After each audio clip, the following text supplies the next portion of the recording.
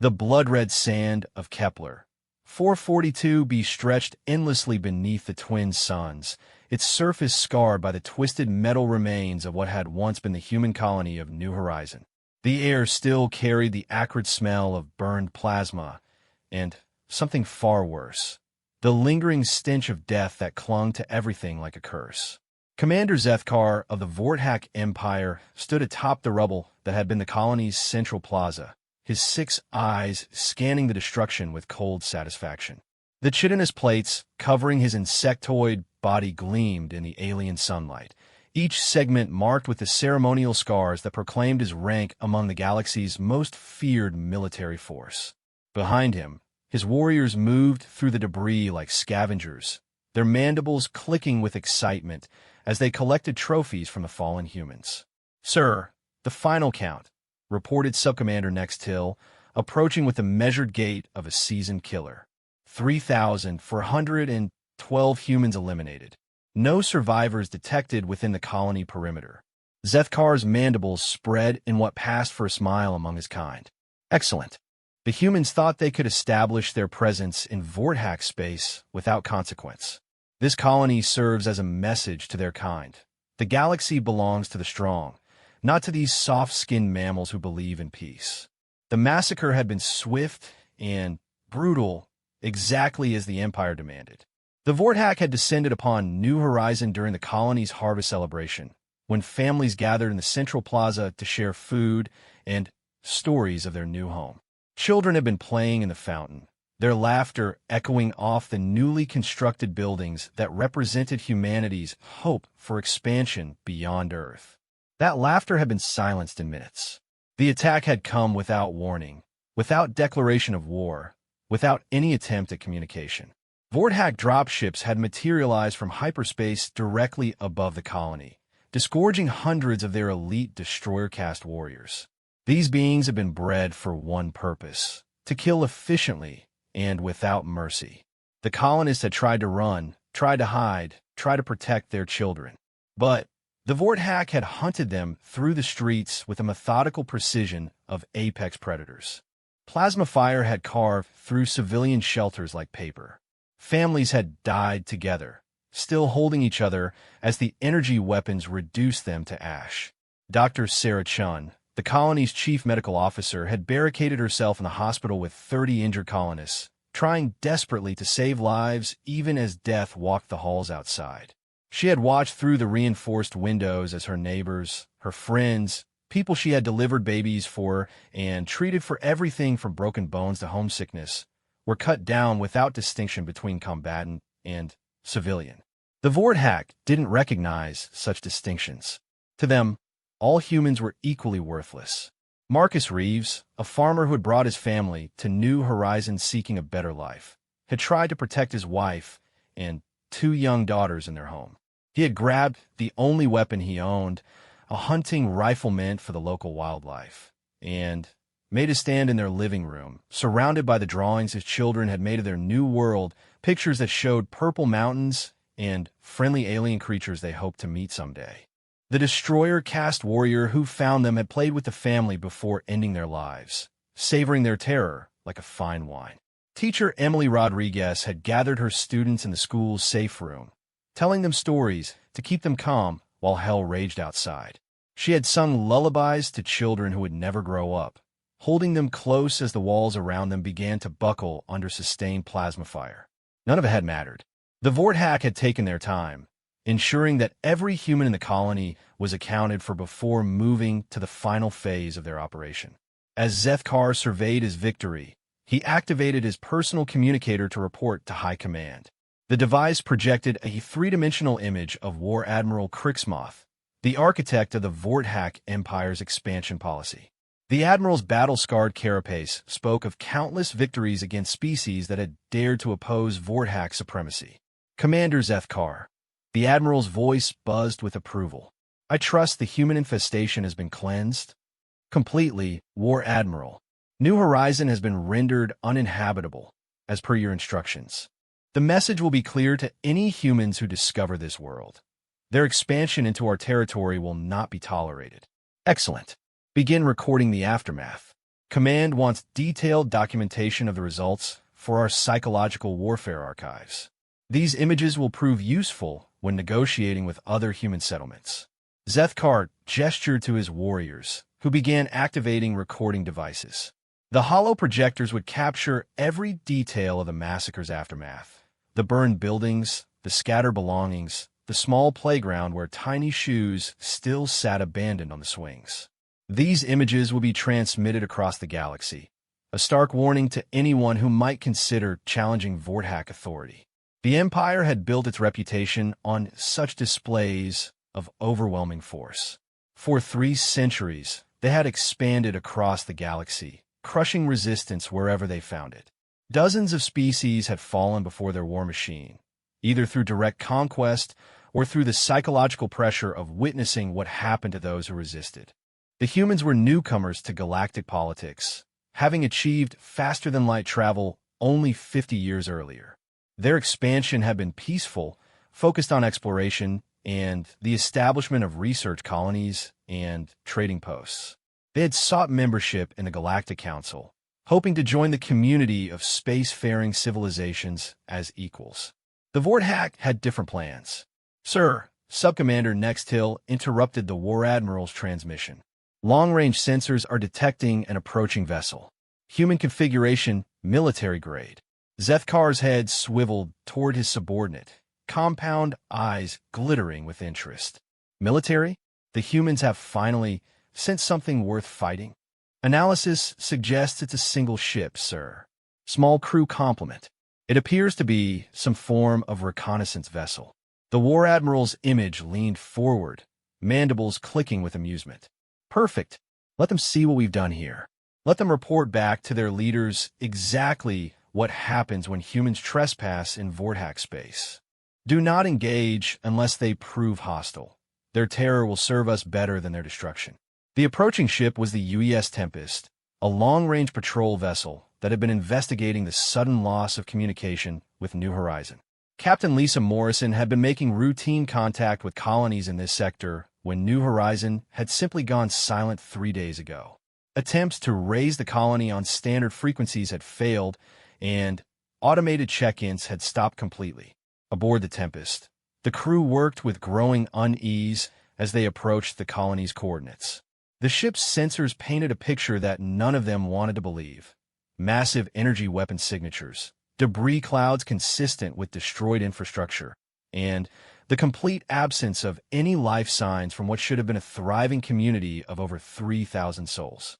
"Captain," called Lieutenant Commander James Park from the sensor station, his voice tight with barely controlled emotion.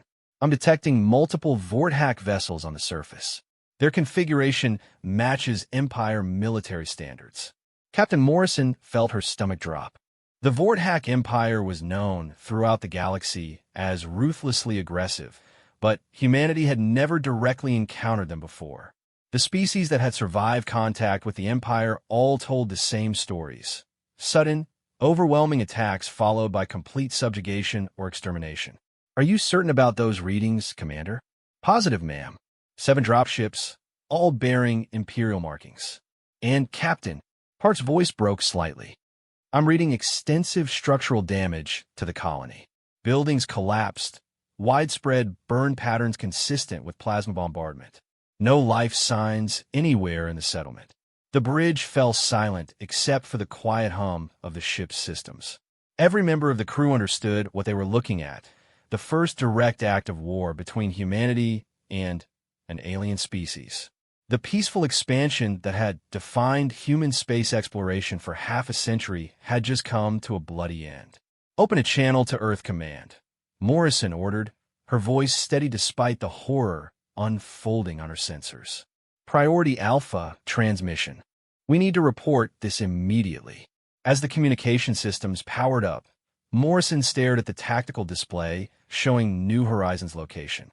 Somewhere down there, thousands of humans had died for no reason other than their desire to build a new life among the stars. Men, women, children who had left Earth hoping to be part of humanity's future had instead become victims of an alien empire's expansion. But among the Tempest crew was someone who would ensure that this massacre would not go unanswered.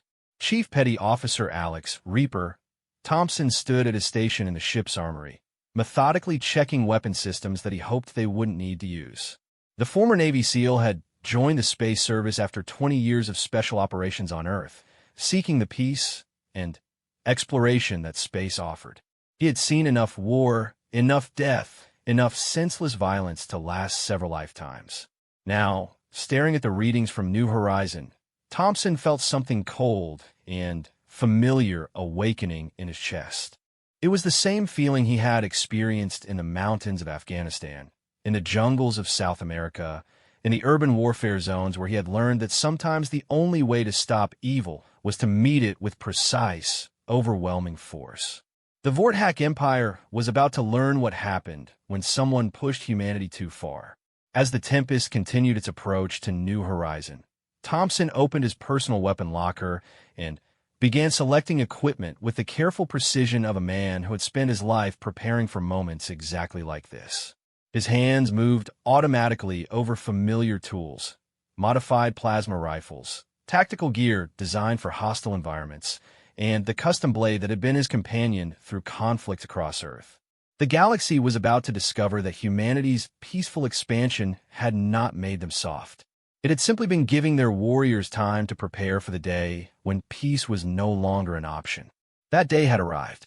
On the surface of Kepler 442b, Commander Zethkar watched the approaching human ship with anticipation. Soon, these newcomers would witness the price of challenging the Vorthak Empire. They would carry word back to their leaders about the futility of resistance. The commander had no way of knowing that he had just made the greatest tactical error in the history of galactic warfare. The massacre at New Horizon would indeed change the meaning of war, but not in the way the Vorthak Empire expected. The age of human expansion through peaceful exploration was ending. The age of humanity's response to galactic aggression was about to begin. The UES Tempest entered orbit around Kepler 442b, with all sensors focused on the nightmare below. Captain Morrison stood on the bridge, watching as the tactical display updated with increasingly horrific details. The colony's infrastructure had been systematically destroyed, but the pattern of destruction told a story that made her blood run cold. "Captain," reported Lieutenant Commander Park, his voice hollow. Analysis of the burn patterns suggests the attacks were concentrated on civilian areas first. The residential districts, the school, the hospital, all targeted before any defensive positions. Morrison closed her eyes for a moment, fighting back the rage that threatened to overwhelm her professional composure. They targeted the civilians intentionally. "Yes, ma'am. This wasn't a military engagement. It was—" Park struggled to find the right word. "Genocide," Chief Petty Officer Thompson said quietly from his position near the tactical station. That's what this was. Pure and simple. Every eye on the bridge turned to the former SEAL. Thompson's face was carved from stone, but his dark eyes burned with a cold fire that made several crew members instinctively step back. Those who had served with him knew that expression. It was the look of a man calculating the most efficient way to kill someone. "Sir," the communications officer called out, "I'm receiving a transmission from the surface. The alien ships are broadcasting on our standard frequencies." "Put it through," Morrison ordered. The main screen flickered to life, revealing the insectoid face of Commander Zethkar. The Vorthak commander's compound eyes glittered with malicious amusement as he studied the human crew visible on his own display. "Greetings, humans," Zethkar buzzed in accented but understandable English. "I am Commander Zethkar of the Vorthak Empire. You have arrived at an opportune time to witness the consequences of trespassing in Imperial space." Morrison stepped forward, her hands clasped behind her back in a perfect display of military bearing. "I am Captain Lisa Morrison of the United Earthship Tempest. Commander Zethkar, you are responsible for the murder of 3,000 innocent civilians. This is a war crime under galactic law, and I demand—" Zethkar's mandibles spread in what passed for laughter among his kind. "War crime? There is no crime in war, human. There is only victory and defeat. Your species attempted to establish a presence in space claimed by the Vorthak Empire. The penalty for this transgression is death. These people were farmers, teachers, doctors. Morrison shot back. They posed no military threat to your empire. All humans pose a threat to the natural order of the galaxy, Zethkar replied, his voice taking on the tone of someone explaining something obvious to a child. Your species breeds too quickly, spreads too far, and lacks the strength to deserve the space you occupy. The Empire has done the galaxy a service by removing this infestation. Thompson took a step forward, and Morrison could see the barely controlled violence radiating from the former special operator. His hands hung loose at his sides, but she recognized the stance. He was ready to move, ready to strike, ready to kill. "Captain," Thompson said quietly, his voice carrying the lethal calm of a professional killer. "Request permission to lead a reconnaissance team to the surface." Morrison looked at him sharply. "Chief, our orders are to gather intelligence and report back to Earth Command. This is a diplomatic situation now." Thompson's eyes never left the screen, where Zethkar continued to smile with alien malevolence. "With respect, ma'am, diplomacy ended when they murdered children. This is now a military situation, and we have military assets available to respond." Zethkar apparently heard the exchange, because his laughter became more pronounced. "Yes, send your warriors down, humans. Let them see what remains of your colony. Let them witness the power of the Vorthak Empire. They will carry back tales that will convince your leaders of the futility of resistance." Morrison felt the weight of command pressing down on her shoulders. Her orders were clear: gather intelligence and avoid engagement with hostile forces.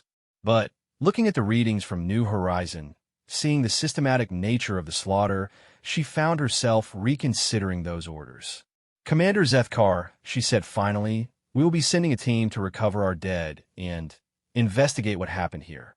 I trust your forces will not interfere with this humanitarian mission." "By all means," Zethkar replied, his voice dripping with false magnanimity.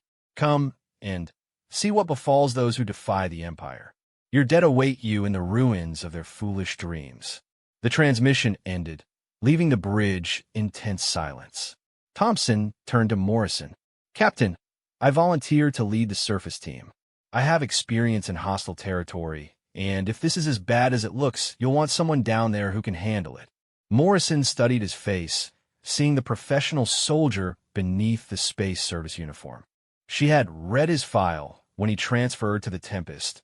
Multiple combat deployments, counterterrorism operations, a service record that read like a catalog of the galaxy's worst conflicts. More importantly, she had served with him for 2 years and knew him to be a man who could be trusted with the worst kinds of decisions. "Chief, your mission is reconnaissance and recovery only. We are not authorized to engage in combat operations." Thompson nodded, but Morrison caught the look in his eyes. "Understood, ma'am. Reconnaissance and recovery." An hour later, Thompson stood in the Tempest shuttle bay, checking his gear one final time. He had selected a team of 6 volunteers, all veterans with combat experience who understood what they might find on the surface. The shuttle was loaded with body bags, forensic equipment, and medical supplies, the grim tools needed to process the aftermath of a massacre. Dr. Jennifer Walsh, the Tempest's chief medical officer, approached him as he secured his personal weapons. "Alex, when you get down there, remember that some of these people might still be alive. Hidden, injured, afraid to come out. Don't let what you see make you forget that our first priority is to save lives." Thompson looked at her, his expression softening slightly. "Doc, after 20 years in special ops, I've seen what people do to each other when they think no one is watching. But I've never forgotten why I do this job. I'll bring back anyone we can save." As the shuttle descended through Kepler 442b's atmosphere, Thompson studied the landscape below. The planet was actually beautiful. Rolling plains covered in purple grass, crystal-clear rivers, and snow-capped mountains that reminded him of the Rockies back on Earth. It would have been a paradise for the colonists who had sought to make this world their home. Instead, it had become their graveyard. The shuttle touched down in what had been New Horizons' Central Plaza. Through the craft's windows, Thompson could see Vorthak warriors moving among the ruins, their chitinous forms stark against the destroyed human architecture. Some were collecting what looked like trophies from the dead, personal belongings, pieces of technology, items that would serve as proof of their victory. Jesus Christ, whispered Sergeant Martinez, one of Thompson's team members. They're looting the bodies. Thompson's jaw tightened, but his voice remained steady. Focus on the mission. We're here to gather intelligence and recover our people. Eyes open, weapons ready, but nobody fires unless I give the order. The shuttle's ramp lowered, and Thompson stepped onto the blood-soaked ground of New Horizon. The smell hit him immediately. Burned flesh, melted plastic, and the metallic tang of spilled blood baking under alien suns. It was a smell he remembered from too many battlefields, but somehow it seemed worse here. This hadn't been a battle. This had been a slaughter. Commander Zethkar was waiting for them, flanked by a dozen destroyer-cast warriors. The Vorthak commander stood nearly 8 feet tall, his insectoid body covered in natural armor that gleamed like black steel. His 6 eyes fixed on Thompson with predatory interest. Welcome to New Horizon, human, Zethkar buzzed with mock hospitality. Please examine our work. We are quite proud of the efficiency we displayed. Thompson looked around the plaza, taking in details with the trained eye of a soldier. Bodies lay where they had fallen, some clearly attempting to flee, others in defensive positions around the fountain where families had gathered for their celebration. Children's toys were scattered among the debris, their bright colors a stark contrast to the surrounding devastation. Efficient, Thompson repeated, his voice flat. That's one word for it. Zethkar stepped closer, his compound eyes studying Thompson's reaction. You seem remarkably calm, for one viewing the destruction of his species' settlement. Are all human warriors so emotionally stunted? Thompson met the alien commander's gaze without flinching. I've seen worse. It was a lie. In 20 years of military service, Thompson had never seen anything quite like this. He had witnessed the aftermath of terrorist attacks, had fought in urban warfare where civilians were caught in crossfire, had seen the brutal efficiency of modern weapons applied to human flesh. But this was different. This was systematic, intentional, designed not just to kill, but to terrorize. The Vorthak had taken their time. They had made sure every person in the colony understood exactly what was happening to them before they died.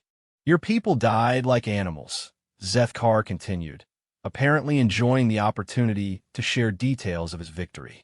They begged, they wept, they soiled themselves in fear. Some offered us information about other human settlements if we would spare their offspring. Of course, we killed the children first. It is more efficient to eliminate breeding pairs. Thompson's team spread out behind him, beginning their grim work of documenting the massacre. Each member carried recording equipment that would capture evidence for the War Crimes Tribunal that would eventually follow. But Thompson found himself focusing not on his mission objectives, but on the alien commander who stood before him, radiating satisfaction with his crimes. The humans I have encountered, Thompson said conversationally, usually die harder than that. Zethkar's mandibles twitched with interest. Indeed, and what encounters would those be? Thompson began walking through the plaza, stepping carefully around the bodies while maintaining his conversation with the Vorthak commander. 20 years in Earth's military. Fought in 17 different conflicts. Counterterrorism, hostage rescue, special operations. I've killed people in 43 different ways, using everything from high explosives to my bare hands. The alien commander followed him, clearly intrigued. Impressive for such a short-lived species. But these were not soldiers you face here. These were soft civilians, breeders, and food growers who had never seen combat. True, Thompson agreed, pausing beside the body of a man who had died, shielding 2 small children with his own body. But that's what makes this interesting from a tactical perspective. Zethkar tilted his head, compound eyes glittering. How so? Thompson knelt beside the dead man, gently closing his eyes before looking up at the Vorthak commander. Because you just declared war on a species that has been fighting continuously for its entire recorded history. Every human generation has perfected new ways to kill each other. We've built weapons that can crack planets, developed tactics that can bring down civilizations, created soldiers who can infiltrate any defense, and eliminate any target. The former SEAL stood slowly, his movements casual, but somehow predatory. And now, instead of using all that knowledge and skill against each other, you've given us a common enemy. For the first time since the conversation began, Zethkar's confidence seemed to waver slightly. You speak of your species as if it possesses military capabilities worth considering. Our intelligence suggests humanity is technologically inferior and politically fractured. Thompson smiled, and even his own team members found themselves taking an unconscious step back from that expression. It was the smile of a predator who had just caught scent of prey. Your intelligence is about to be updated.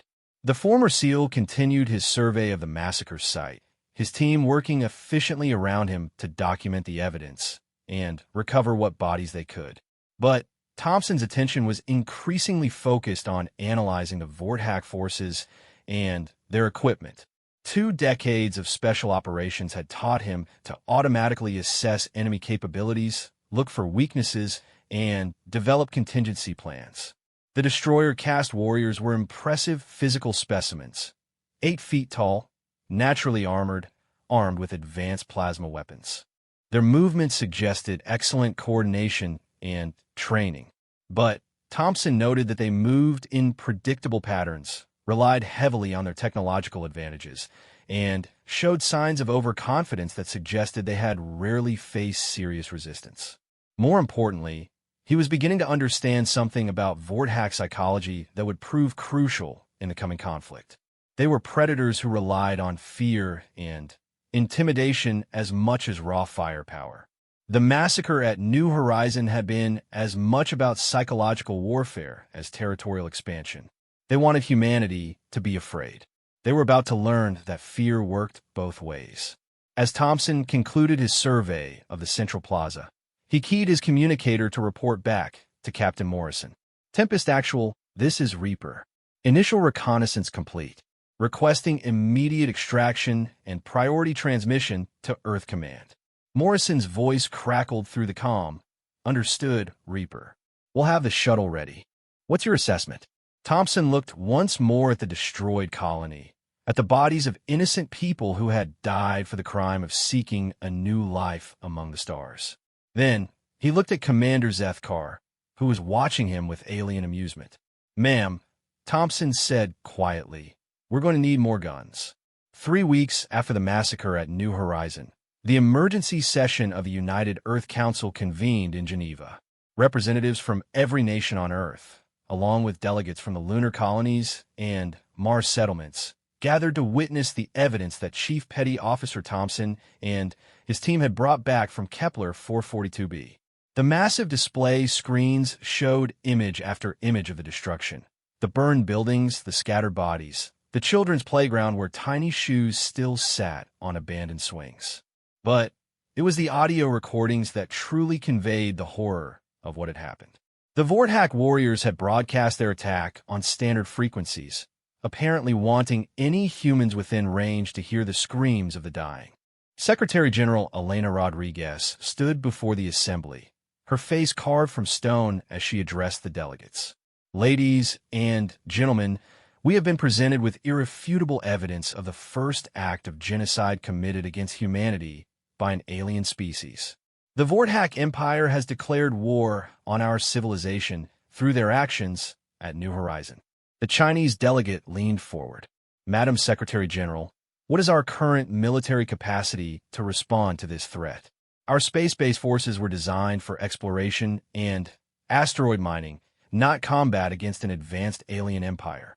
Rodriguez nodded to Admiral Chen Morrison, Lisa Morrison's older sister and the head of Earth Space Defense Command.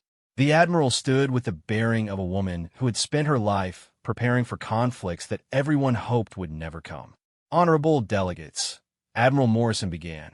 Our current space-based military assets consist of 12 frigates, 6 destroyers, and 2 heavy cruisers.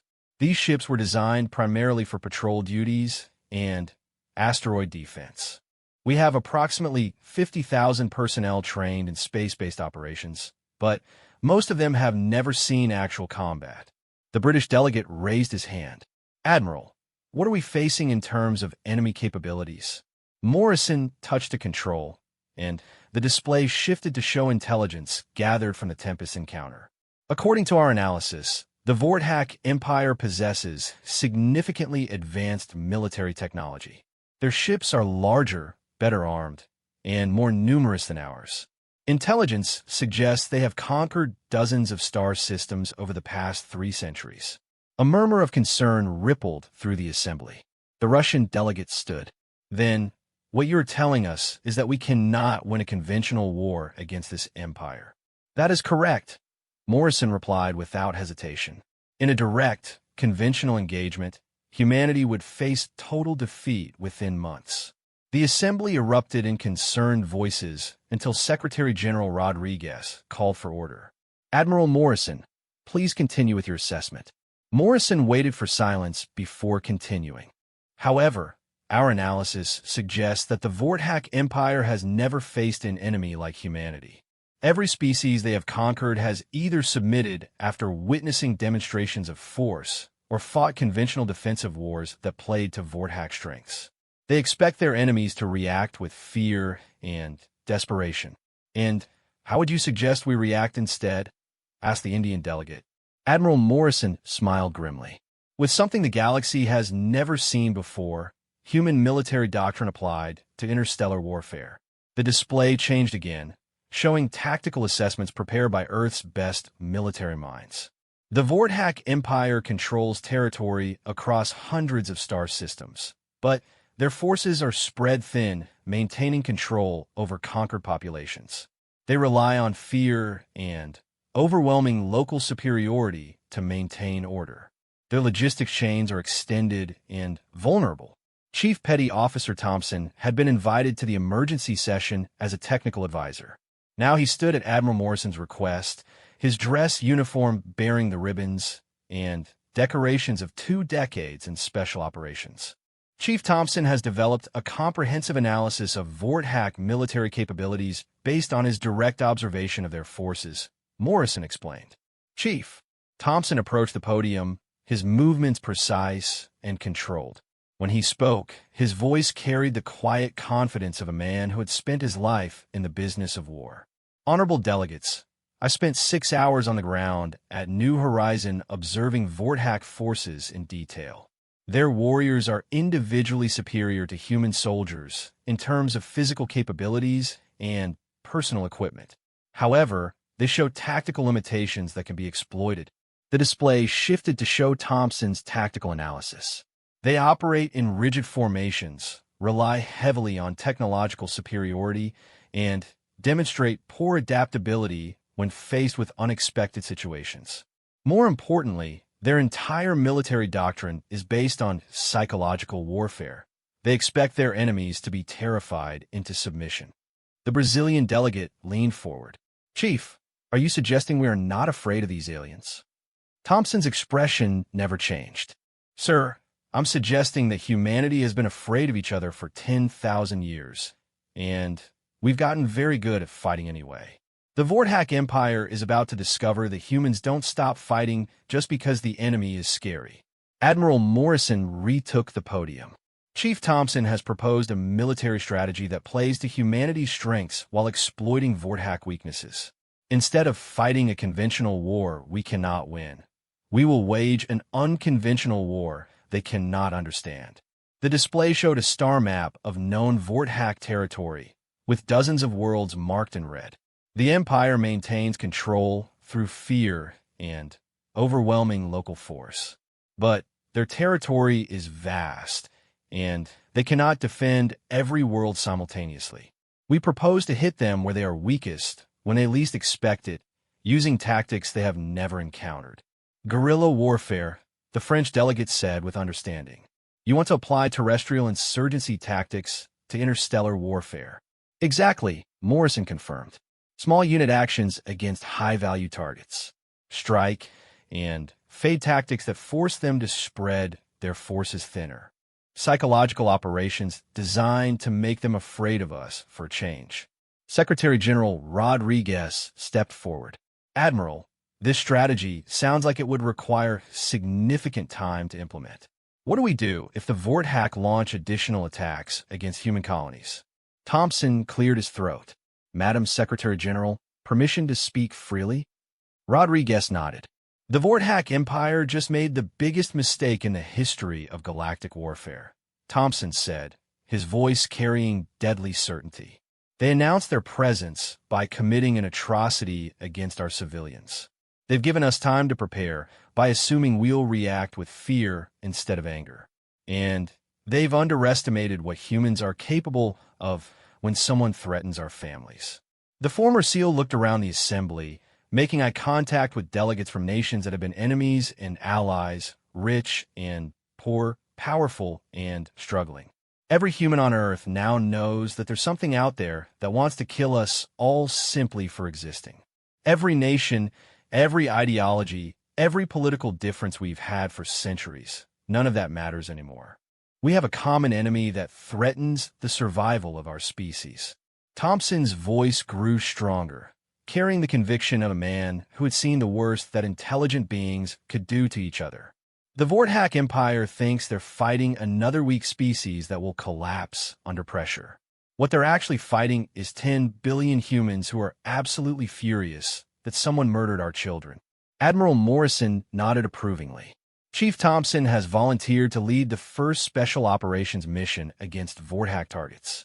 His objective will be to gather additional intelligence, while demonstrating to the Empire that humanity is not the easy prey they expect. The Japanese delegate raised a concern. Admiral, surely you're not proposing to send a single man against an interstellar empire? Thompson smiled, and several delegates found themselves reminded of wolves. Sir, I won't be alone. I'll have the best equipment humanity can produce, tactics developed over centuries of warfare, and the knowledge that every person on Earth is counting on me to make these aliens regret what they did. The Chinese delegate looked skeptical. Chief Thompson, with respect to your impressive service record, how can one man possibly threaten an empire that controls hundreds of worlds? Thompson's expression grew thoughtful.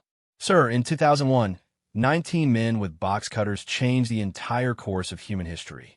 In 1914, one man with a pistol started a war that killed millions. Throughout history, small groups of determined individuals have repeatedly shown that they can accomplish what entire armies cannot. The former SEAL gestured toward the images from New Horizon still displayed around the chamber. The Vorthack Empire has never faced an enemy that could strike anywhere, anytime, using methods they've never seen before. They're about to learn what happens when you make a species that invented guerrilla warfare angry enough to apply those tactics on an interstellar scale. Secretary General Rodriguez called for a preliminary vote. All those in favor of authorizing Admiral Morrison's proposed military response. Hands rose throughout the chamber, not just from traditional military powers, but from nations that had never agreed on anything in living memory. The massacre at New Horizon had accomplished what decades of diplomacy could not. It had united humanity against a common threat. Motion carried unanimously, Rodriguez announced. Admiral Morrison, you have full authorization to implement your strategy. Chief Thompson, the hopes and prayers of our species go with you. As the delegates filed out of the chamber, Thompson remained behind, studying the tactical displays that showed the magnitude of the task ahead. Admiral Morrison approached him, her expression mixing concern with determination. Alex, are you sure about this? What you're proposing is essentially a one-way mission into the heart of enemy territory. Thompson looked at the images from New Horizon one more time. The burned buildings, the scattered toys, the evidence of systematic slaughter carried out for no purpose other than to terrorize humanity. Admiral, 20 years ago I swore an oath to protect the innocent and defend the United States against all enemies, foreign and domestic. I figure that oath probably extends to defending the human species against alien genocidal maniacs. Morrison nodded slowly. When do you want to launch? Thompson checked his chronometer. How long will it take to retrofit the Tempest for deep strike operations? 2 weeks if we work around the clock. Then, I'll launch in 2 weeks, Thompson said decisively. The Vorthack Empire has had long enough to celebrate their victory. Time to give them something new to think about. As Thompson left the chamber to begin preparing for his mission, He carried with him not just the hopes of humanity, but something far more dangerous: the accumulated knowledge of a species that had spent its entire existence perfecting the art of warfare. The Vorthak Empire had studied dozens of alien races before conquering them. They had never studied humans. That oversight was about to cost them dearly. In the depths of space, Vorthak long-range sensors detected the unusual activity around Earth's orbital shipyards. War Admiral Krixmoth reviewed the intelligence reports with mild interest, noting the sudden spike in military production and the retrofitting of civilian vessels for combat operations. "They are preparing to resist," observed his intelligence chief, Sub-Admiral Nexvar. "Our psychological assessment suggested they would seek negotiations after witnessing our demonstration at New Horizon." Krixmoth's mandibles clicked with amusement. "Then our assessment was incomplete. No matter. Let them build their fleets and train their warriors. When they come to face us in open battle, they will learn the same lesson that every other species has learned. The Vorthak Empire cannot be defeated by inferior technology and untested courage." The War Admiral had no way of knowing that humanity had no intention of meeting the Empire in open battle. They were preparing for something entirely different, a type of warfare that had never been seen in the galaxy before. The age of Vorthak supremacy was about to meet the age of human ingenuity. The results would be spectacular. The retrofitted UES Tempest dropped out of hyperspace at the edge of the Kethmore system, one of the Vorthak Empire's key logistics hubs. Chief Petty Officer Thompson stood in the modified cargo bay that now served as his operations center, surrounded by equipment that represented the cutting edge of human military technology combined with lessons learned from 2 decades of special operations. The ship had been transformed over the past month into something that had never existed before: a deep strike stealth platform designed to insert a single operative in a hostile territory and support him through missions that conventional forces could never attempt. Every system had been rebuilt with one goal in mind: getting Thompson close to his targets and keeping him alive long enough to complete his objectives. Captain Morrison studied the tactical display showing the Kethmore system. "Alex, I'm reading 17 Vorthak vessels in system, including 2 heavy cruisers. The logistics station orbiting the 4th planet shows massive energy signatures. They're definitely using it as a major resupply depot." Thompson nodded, his attention focused on intelligence gathered by long-range reconnaissance drones that had spent weeks mapping Vorthak operations throughout the sector. "That station processes supplies for at least 40 frontline vessels. If we can take it out, it'll force them to reroute logistics through 3 other systems, adding weeks to their supply lines." "And how exactly do you plan to destroy a space station protected by 17 warships?" asked DR. Walsh, who had volunteered to serve as the mission's medical support despite Thompson's protests about the danger. Thompson smiled, but it wasn't a pleasant expression. "Doc, the one thing I learned in 20 years of special ops is that the bigger the target, the more people assume it's too big to hit. The Vorthak built that station thinking in terms of fleet engagements and planetary bombardments. They never considered the possibility of a single infiltrator. The plan Thompson had developed was audacious to the point of insanity. Using the Tempest's new stealth systems, they would approach the logistics station during the shift change when cargo operations created maximum confusion. Thompson would use a modified escape pod to insert directly onto the station's docking ring, where he would have approximately 6 hours to penetrate the facility, locate the primary power core, and plan charges that would turn the entire station into the galaxy's largest explosion. If everything went perfectly, he would extract via emergency teleporter before the charges detonated. If things went wrong, he would complete the mission anyway and trust that his sacrifice would serve humanity's larger strategic goals. "Thompson to all stations," he announced over the ship's intercom. "Mission launch in 30 minutes. This is going to be the first time humanity has struck back at the Vorthak Empire. Make it count." As the Tempest moved into position, Thompson made his final preparations. His equipment loadout represented a fusion of human military technology and captured Vorthak gear that Earth scientists had reverse-engineered. The plasma rifle slung across his back could punch through the heaviest armor the Empire produced. The tactical suit he wore incorporated active camouflage that could fool most sensor systems. Most importantly, the explosive charges in his pack contained enough antimatter to crack a small moon. Dr. Walsh performed one last medical check, her expression mixing professional concern with personal worry. "Alex, your bio readings are completely normal. Most people would be terrified out of their minds right now." Thompson checked his weapons one final time, movements automatic after years of similar preparations. "Doc, I spent 2 decades learning how to do jobs that scared the hell out of me. The secret isn't being fearless. It's being more afraid of letting your people down than you are of dying." Captain Morrison's voice crackled through the comm. "Thompson, we're in position. Vortex sensors show no indication they've detected our approach. You have a clear insertion window in 12 minutes. "Understood, Captain." Beginning final equipment check. Thompson sealed his helmet and activated his suit's life support systems.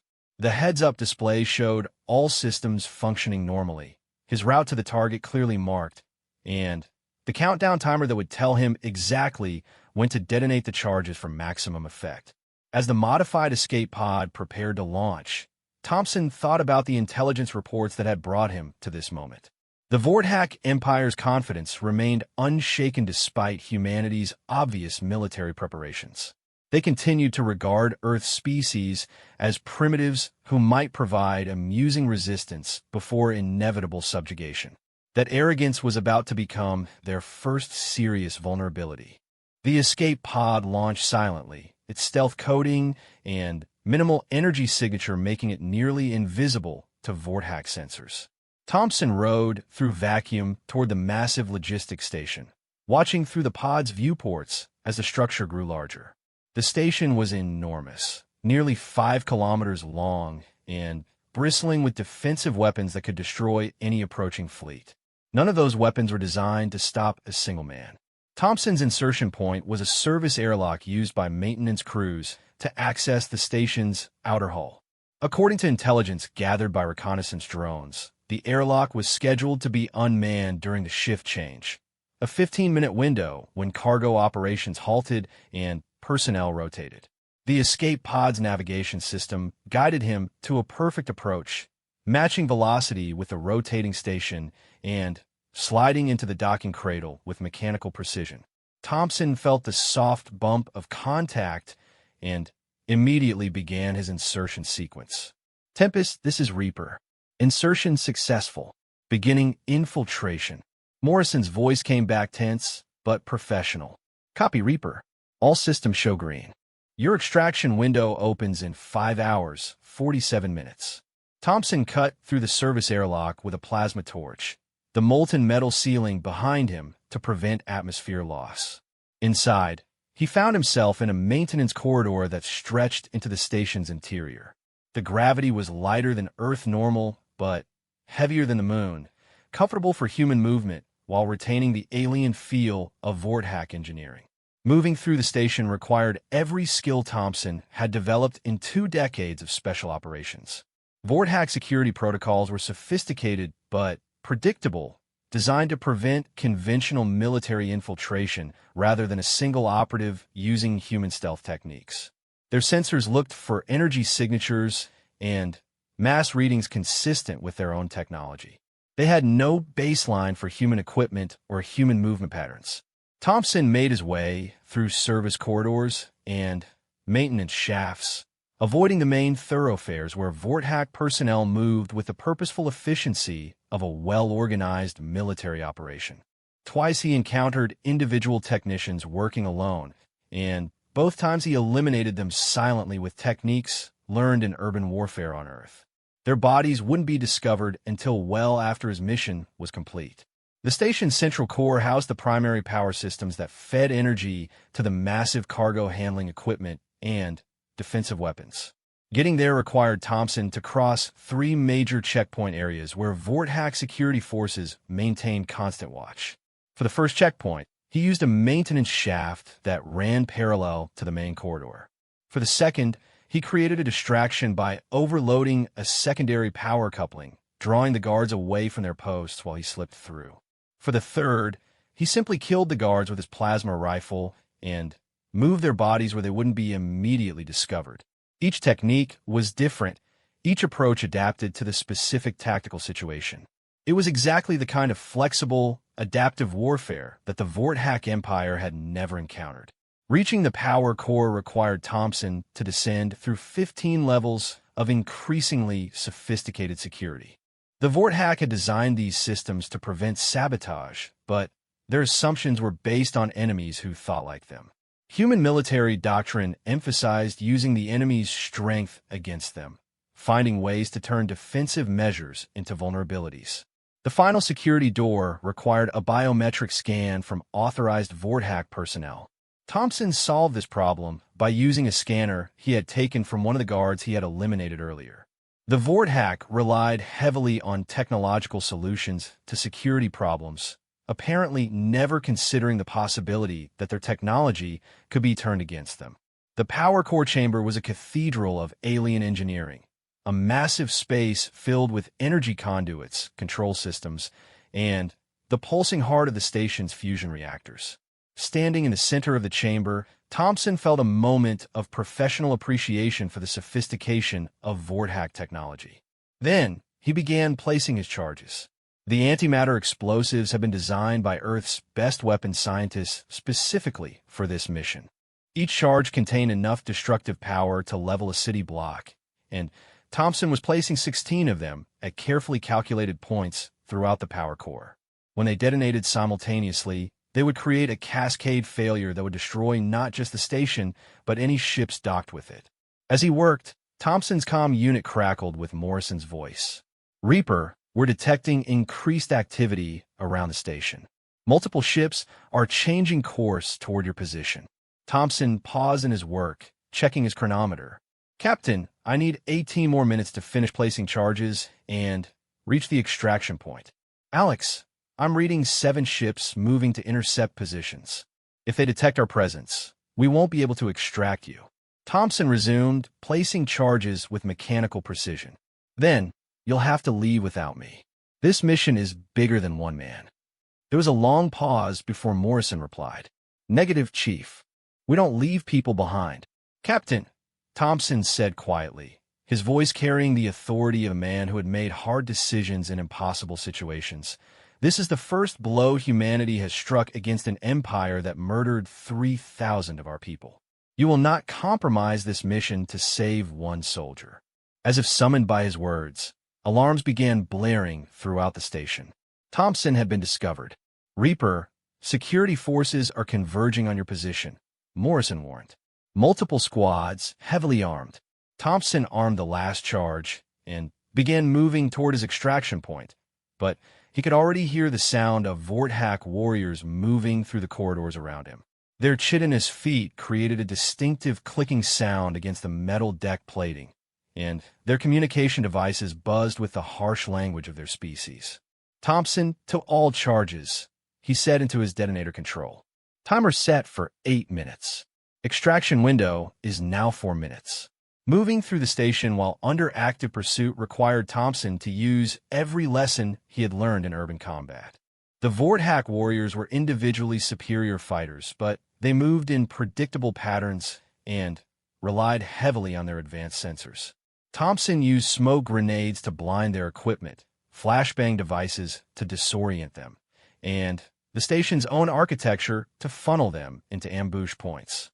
He fought a running battle through 15 levels of the station, leaving dead Vorthak warriors behind him while racing against time to reach the extraction point.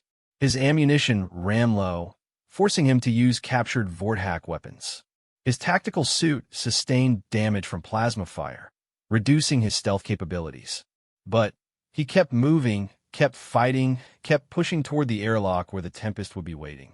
With 2 minutes remaining until detonation and 30 seconds until the extraction window closed, Thompson reached the outer hull. Through the station's viewports, he could see the Tempest holding position exactly where they had planned, her stealth systems hiding her from Vorthak sensors. Behind him, the sound of pursuit grew louder. At least 20 Vorthak warriors were closing in, their weapons charged and ready. Ahead of him lay the airlock that led to safety and the completion of his mission. Thompson armed his final explosive charge, a small device that would seal the corridor behind him, and prepared to step through the airlock. In 60 seconds, the antimatter charges would detonate, and the Kethmore logistics station would become an expanding cloud of superheated plasma. The first shot in humanity's war against the Vorthak Empire was about to be fired, and it would be a shot that would echo across the galaxy.